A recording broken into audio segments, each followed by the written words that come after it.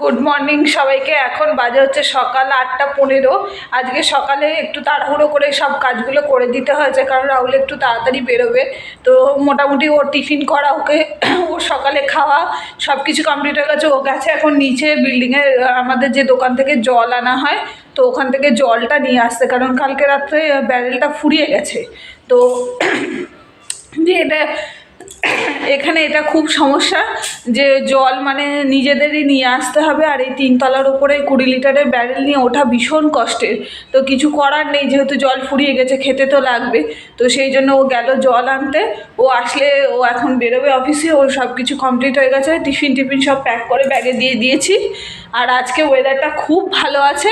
আজকে একদম বাইরে ঝলমলে রোদ উঠেছে, আর সকাল থেকে অতটা ঠান্ডাও লাগছে না।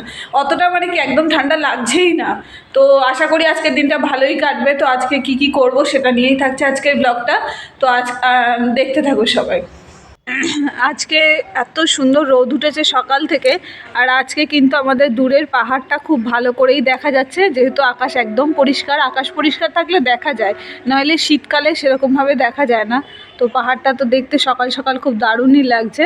আর ব্যালকনিটা রাহুল এত সুন্দর করে পরিষ্কার করেছে পুরোটা। সেদিন যে কী পরিশ্রম করেছে, পুরোটাই পরিষ্কার করে দিয়েছে। তবে হালকা হালকা হাওয়া দিচ্ছে। এখন হয়তো ঠান্ডা রাতের দিকে পড়তে পারে, কালকেও রাতে সামান্য ঠান্ডা পড়েছিল। তো আজকের পরিস্থিতিটা কিছুটা এরকম, সকালবেলা সবাই কম্বল টম্বল রোদে দিয়ে দিয়েছে বাইরে। এই যে রেডি হয়ে রোজকার রুটিনে এখন চা খাচ্ছে, হাতে চা নিয়ে দাঁড়িয়ে আছে। প্রত্যেক দিনের একই রুটিন, বেরোনোর সময় চা খেয়ে। তো জলটা নিয়ে এসছে, জলটা আপাতত এখানে থাকুক, কারণ ওর যেহেতু জুতো পরা হয়ে গেছে, ও আর ভিতরে ঢুকবে না। তো এখান থেকে ঢেলে আমি দুপুরবেলাটা চালিয়ে নেবো, তারপর সন্ধ্যাবেলা ও লাগিয়ে দেবে। আর এখানে ওর ব্যাগও রেডি, এখনও বেরোলেই হয়। এটা হলো আমার আজকের ব্রেকফাস্ট, সকালে খিচুড়ি। কারণ হচ্ছে কালকে রাত্রেবেলা খিচুড়ি করেছিলাম, তো সেই খিচুড়িটা রয়ে গেছিলো। রাহুলও সকালে খেয়ে গেছে, আর আমিও এটাই সকালে ব্রেকফাস্টে খাবো। আমার স্নান টান সব কমপ্লিট হয়ে গেছে। স্নান করে নিয়ে আমি এখন পুরো রেডি হয়ে নিয়েছি, কারণ বেরোবো, একটু যাব বাজারে। আজ যেহেতু রবিবার, আজকে যদি মাছ পাই তো মাছ আনবো, নাহলে যদি চিকেন পাই তো চিকেন আনবো, এনে রান্না করতে হবে। আর সেই জন্য সব কিছু কমপ্লিট করে ঠাকুরের পুজো দিয়ে সমস্ত জামা কাপড় মেলে দিয়েছি। আর খুব সুন্দর রোদ উঠেছে আজকেও আশা করি সব শুকিয়েই যাবে। তো এইরকম ওয়েদারটা থাকলে কষ্ট অতটা হয় না, কিন্তু যদি ঠান্ডা পড়তে থাকে তখন কষ্টটা ভীষণ পরিমাণে হয়। তো কিছু করার নেই, এখন খেয়ে নিই, আগে খেয়ে দে, তারপর আমি যাব বাজারে। বাজার থেকে ঘুরে এসে তারপর আবার রান্নাও করতে হবে। হচ্ছে বাজে সকাল 10টা, আমি এখন বেরোচ্ছি, আর ব্যাগও নিয়েছি। কারণ রাহুল আগের দিন একটা দোকান থেকে চাল এনেছিল, তো চালটা খুব ভালো হয়েছে। তো ভাবছি যে ওখান থেকে আরও কিছুটা চাল নিয়ে আসবো। আর চাল আছে, তবুও ভাবছি এনে রাখি, কারণ সবসময় ভালো চাল এখানে সব দোকানে পাওয়া যায় না।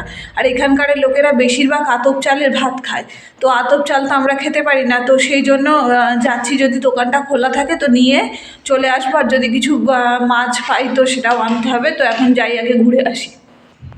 আজকে একদম রাস্তাঘাট ফাঁকা, যেহেতু রবিবার, আর এখানকার রবিবারের দিন রাস্তাঘাট এরকমই একদম শুনশান ফাঁকা থাকে, কারণ রাস্তাঘাটে তেমন লোকজনও থাকে না, দোকানপাটও একদমই খোলা থাকে না। তো যাচ্ছি, বাজারটা খোলা থাকবে রবিবার করে, সকালে বাজার খোলা থাকে, তো সেই জন্য যাই, গিয়ে ঘুরে আসি।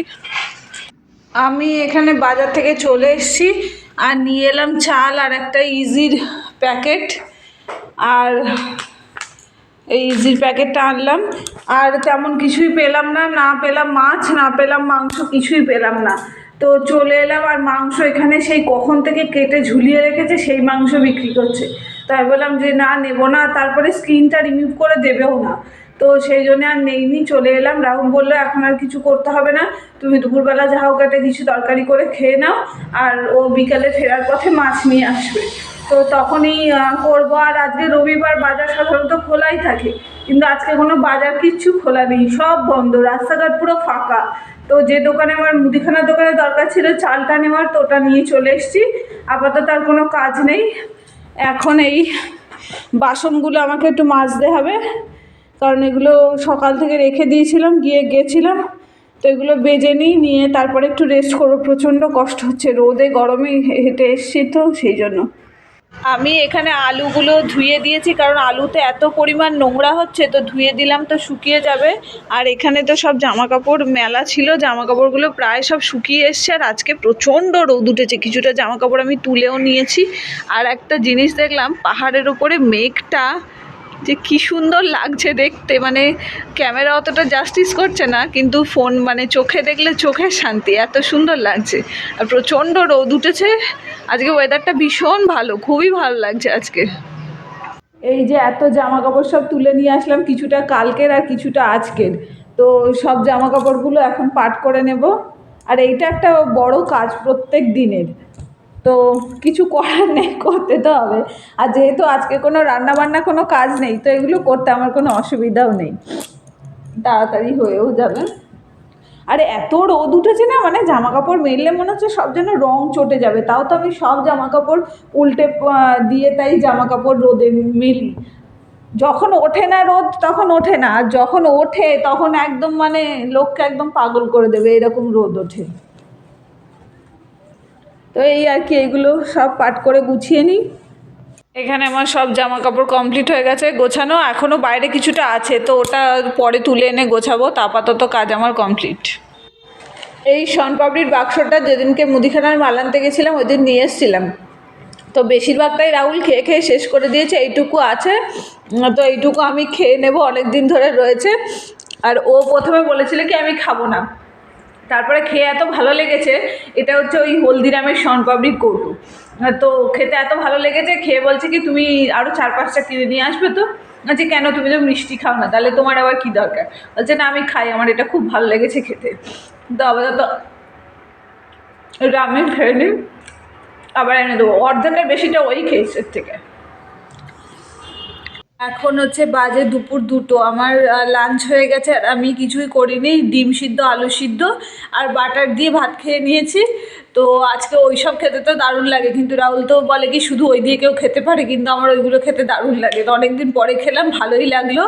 তো এখন আর কোনো কাজ নেই, আর জামা কাপড় যা ছিল সব তুলে টুলে নিয়েছি, নিয়ে এখন একটু শোবো। আমার ভীষণ ঘুম পাচ্ছে আজকে, কেন জানি না।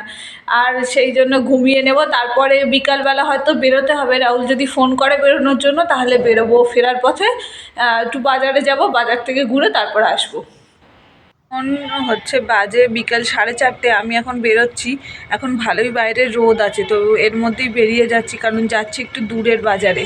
তো রাস্তায় টোটো পাবো কি না জানি না, কারণ আজকে তো প্রচণ্ড রাস্তাঘাট ফাঁকা। তো যেতে অনেকটা সময় লাগবে, আবার আসতেও হবে। আর রাহুল আসতে একটু দেরি আছে বললো, তো সেই জন্য আমি যাচ্ছি। আর এই বাজারটা হচ্ছে নর্থ লখিমপুরের সবচেয়ে বড় বাজার, তো ওই জন্যে ওখানে যাচ্ছি, যদি ওখানে মাছ পাওয়া যায় তো সেই জন্য। তা রাহুল বললো তুমি এখন বেরিয়ে যাও, আমি এসে তোমাকে ওখানে মিট করছি, তো সেই জন্যই বেরোচ্ছি। যাই গিয়ে দেখে নিয়ে আসি। এই যে রাস্তাটা দিয়ে আমি যাচ্ছি, এই রাস্তাটাতে Lakhimpur court, Lakhimpur police station এগুলো পড়ে। তো এই রাস্তাটাতে যে গাছগুলো আছে প্রত্যেকটা গাছেরই প্রায় 60-70 বছর কি হয়তো 100 বছরেরও পুরনো। এত বড় বড় বিশাল বিশাল গাছ, আর এখানে আই লাভ লখিমপুর লেখা। আর এটা একটা সেলফি পয়েন্ট। আর এই একটা বড় মাঠ আছে, এখানে বিভিন্ন অনুষ্ঠান হয়, কিছুদিন অন্তর অন্তরই এখানে বিভিন্ন অনুষ্ঠান হতে থাকে। আর এই রাস্তাটাতে প্রচুর বড় বড় যে গাছগুলো রয়েছে এইগুলোর জন্য কিন্তু এই রাস্তাটা রীতিমতো ছায়া। আর বেশ ঠান্ডা রাস্তাটা, এখান থেকে যেতে বেশ তো ভালোই লাগে। আগে আমরা যখন প্রথম এখানে আসি তখন রাহুল অফিস থেকে ফেরার পরে সন্ধেবেলা করে আমরা হাঁটতে হাঁটতে এই বাজারটাতে যেতাম।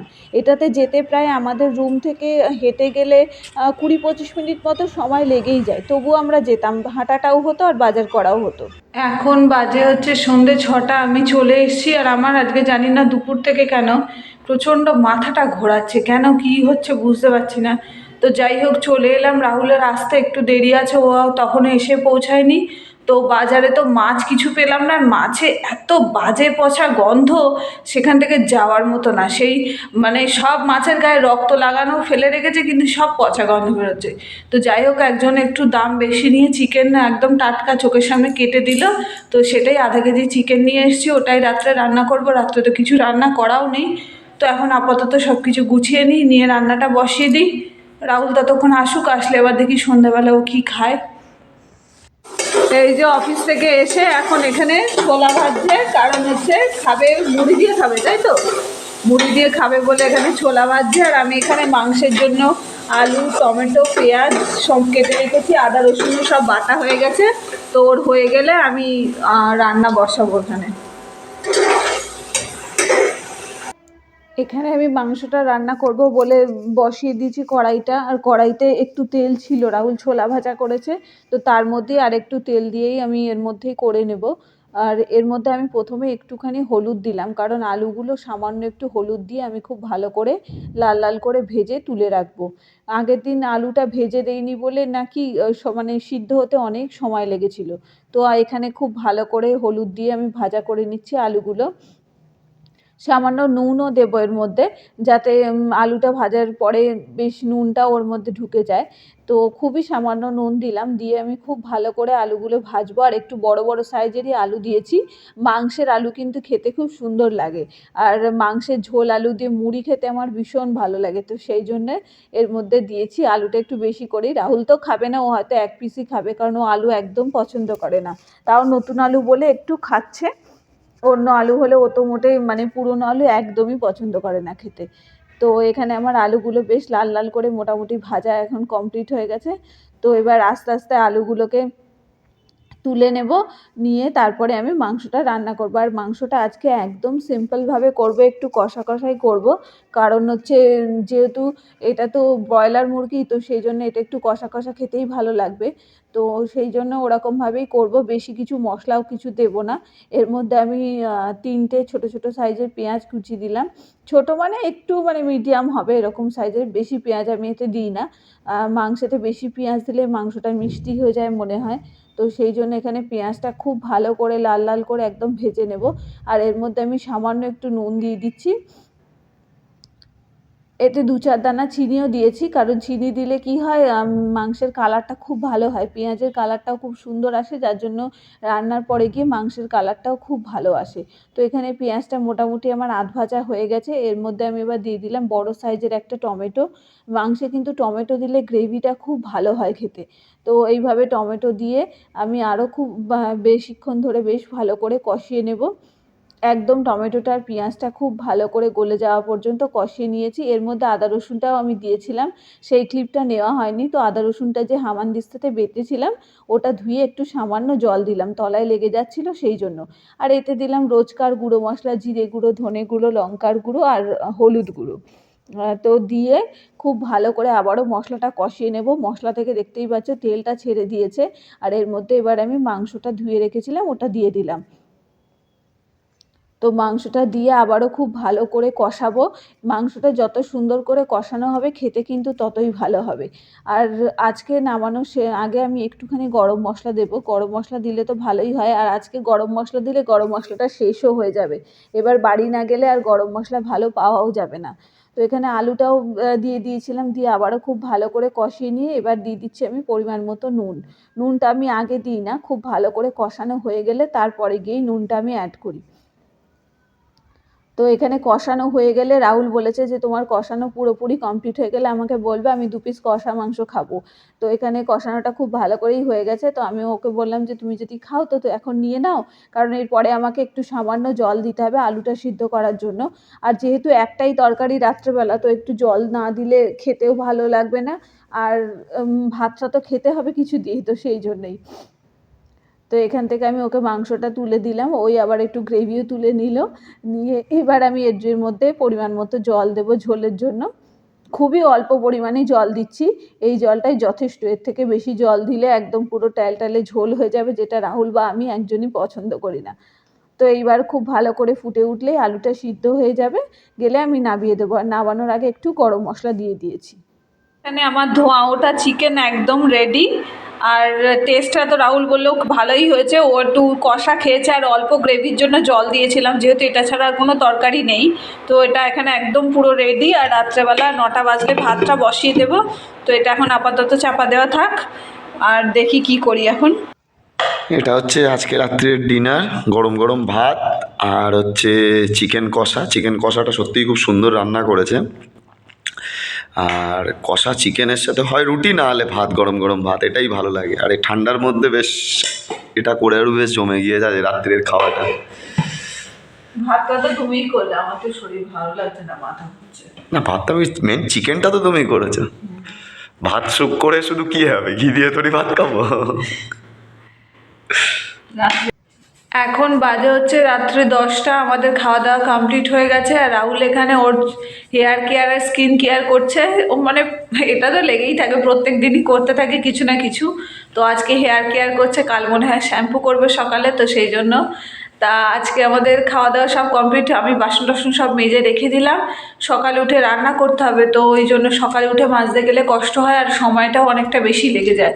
তো সেই জন্য আজকের ভিডিওটা এই পর্যন্তই রাখছি। যদি কিছু ভালো লেগে থাকে তো please do like, comment, share and subscribe our channel. দেখা হচ্ছে পরের ভিডিওতে, ততক্ষণের জন্য সবাই ভালো থেকো, সুস্থ থেকো।